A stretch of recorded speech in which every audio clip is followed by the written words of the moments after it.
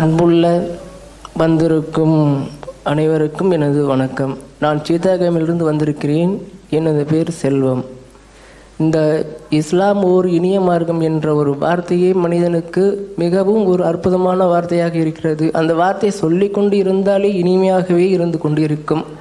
வார்த்தை மிகவும் தூய்மையாகவும் துல்லியமாகவும் உச்சரித்து பேசக்கூடிய ஒரு மார்க்கம் எது என்றால் இஸ்லாம் தான். இஸ்லாம் என்றால் சில பேருக்கு இஸ்லாம் என்றால் என்ன, முஸ்லீம் தானே அப்படின்னு நினச்சி கொண்டிருக்கிறாங்க. அது அப்படி இல்லை. இஸ்லாம் என்றால் கட்டுப்பாடு, முஸ்லீம் என்றால் தூய்மையானவர்கள். இது எவ்வளோ பேருக்கு தெரியாது. அதாவது நான் கேட்க வேண்டிய கேள்வி என்னவென்றால், நான் ஒரு பாடலாசிரியர், அம்மன் பாடல் நல்லா எழுதுவேன், நிறைய பாடல்கள் எழுதுவேன். அப்படி எழுதி கொண்டு இருக்கும்போது ஒரு நபர் நீ இறைவனுக்காக பாடல் எழுத, அம்மன் பாடல் எழுதுகிறா, நீ இறைவனை பற்றி பாடல் எழுதுனா என்ன அப்படின்று. அப்போ இறைவனை பற்றி எனக்கு எதுவுமே தெரியாது என்று நான் சொல்லும்போது அவர் எனக்கு சொன்னார், இறைவன் இதை செஞ்சுருக்கிறான், பூமி படைத்தார், வானம் படைத்தார் அப்படி என்று சொல்லும்போது அவருடைய அந்த வார்த்தை கட்டுப்பட்டு என்னுடைய இறைவன் ஒருவன் என்ற உண்மையும் நான் உணர்ந்து கொண்டு நான் எழுதிய ஒரு பாடல் உங்கள் முன்னால் நான் பாட விரும்புகிறேன். அதில் உள்ள கருத்து என்னவென்று கேட்டுக்கொள்ளுங்கள். இறைவன் என்பவன் ஒருவனடா, அதை உணர்ந்து பார்க்கணும் மனிதனடா. உலகத்தை படைத்தது இறைவனடா, அதில் உல்லாசம் காண்பது மனிதனடா. இறைவன் என்பவன் ஒருவனடா, அதை உணர்ந்து பார்க்கணும் மனிதனடா. அதாவது இந்த உலகத்தை படைத்த இறைவன், இந்துவாக இருக்கட்டும், முஸ்லீமாக இருக்கட்டும், கிறிஸ்துவாக இருக்கட்டும், இறைவன் என்பது ஒன்று தான். அது யாராலையும் மாற்ற முடியாது. அதே சமயத்தில் இந்து மதத்திலிருந்து முஸ்லீம்கள் வந்துட்டாக்க அவங்களுக்கு பெண் கொடுக்கல் வாங்கலுக்கு முன்ன பின்ன யோசனை பண்ணுறாங்க. அது ஏன்? அதான் என்னுடைய கேள்வி. நல்ல கேள்வி கேட்குறாரு. ஒருவர் இஸ்லாம் மார்க்கத்திற்கு வந்துவிட்டால் அவர் முஸ்லீம் சமுதாயத்தில் அவருக்கு திருமணம் செய்வதற்கு பெண்ணு கொடுக்கணும். எந்த ஒரு மனிதனுக்கும் வாழ்க்கை துணை அவசியமாகிறது. அப்போ ஒரு இஸ்லாத்துக்கு வந்து விட்டார்னு சொன்னால் அப்போ அவருக்கு முஸ்லீம் சமுதாயத்தில் பெண்ணு கொடுப்பாங்களா? கொடுக்க மாட்டேங்கிறாங்க. அதை பற்றி உங்களுடைய நிலைமை என்னன்னு கேட்குறாரு. முதல்ல ஒரு அடிப்படை நீங்கள் வழங்கி கொள்ளணும். இஸ்லாத்தை நோக்கி ஒருவர் வருவார்னு சொன்னால் அவர் நிறைய இழப்புகளை சந்திக்கிறார். குடும்பத்தில் சேர்த்துக்கிற மாட்டாங்க, சொந்த பந்தங்கள்லாம் வெறுப்பாங்க. முஸ்லீம் இந்துவா போனாலும் அப்படி தான். ஒரு மதத்தில் இன்னொரு மதத்துக்கு போனால் பழைய மதத்தில் உள்ள எல்லாராலும் அவர் புறக்கணிக்கப்பட்டுருவார்.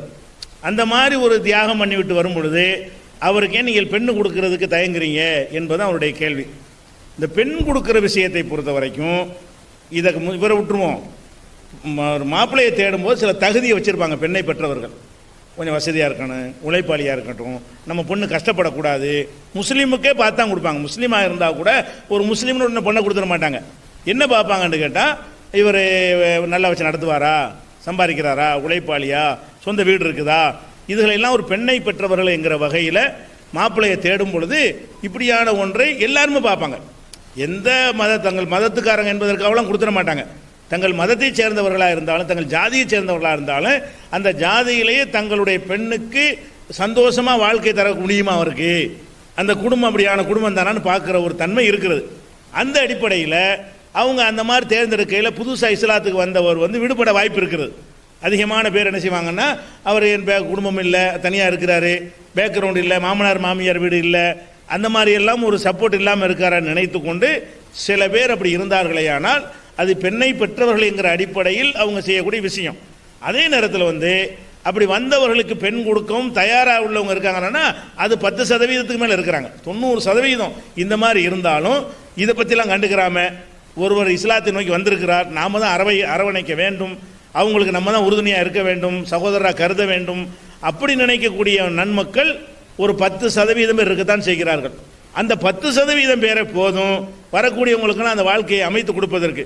எனக்கு தெரிந்து இஸ்லாத்திற்கு வந்த ஒருவர் பெண் கிடைக்கல என்று சொல்லி கொண்டு பல வருடங்கள் இருந்து நான் பார்த்ததே கிடையாது.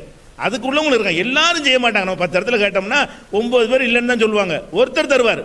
சாதாரணமாக பொண்ணு பார்க்கும்போது அது நடக்கும்னா, சாதாரணமாக பொண்ணு பார்க்க போன ஒரு மாப்பிள்ளைக்கு போனோன்னே பார்த்துன்னு தந்துடுவாங்களா? ஒன்றும் இல்லைங்க, கடிதம் போடுறோம், அப்புறம் வாங்கம்பாங்க, ஏதோ ஒரு காரணத்தை வைத்துக்கொண்டு. இப்படி 10 இப்போ மாப்பிள்ளையை பார்த்தா ஒன்று தான் அமையும். அப்படி எல்லாருக்கும் இருக்கிற மாதிரி அவருக்கும் இருந்த உடனே அவர் மனசில் என்ன வந்துருதுன்னா, நம்ம இஸ்லாத்தில் வந்ததுனால புறக்கணிக்கிறாங்களோ, அதனால தான் பண்ணுறாங்களோ, இல்லை பெண்ணை பெற்றவர்கள்ங்கிற வகையில் சிலதை பார்ப்பாங்க. அது மனிதருங்கிற முறையில் உள்ளது. அதே நேரத்தில் அதை பார்க்காதவங்க நிறைய இருக்கிறோம், நிறைய கணிசமான பேர் இருக்கிறார்கள். அந்த மாதிரி உள்ளவங்க இஸ்லாத்திற்கு வந்தவர் என்பதை ஒரு தியாகியாக கருதி எல்லாத்தையும் விட்டுட்டு வந்திருக்காரு, நம்ம தான் அரவணைக்கணும், நம்ம அரவணைக்காட்டி வேற யார் அரவணைப்பா என்று சொல்லி பெண் கொடுப்பதற்கு தயாராக உள்ள மக்கள் இருக்கிறார்கள். அவர்கள் வழியாக பெண்ணை கல்யாணம் பண்ணி சந்தோஷமாக வாழ்க்கை நடத்தவங்க இருக்கிறார்கள். அப்படி யாராவது உங்களுக்கு தெரிந்து இவர் இஸ்லாத்தில் ஏற்றார், பெண் கிடைக்கல என்று நீங்கள் எங்களுக்கு சொல்வீர்களே, ஆனால் நாங்கள் அதற்கு முன்முயற்சி தருவ தயாராக இருக்கிறோம். சரியா?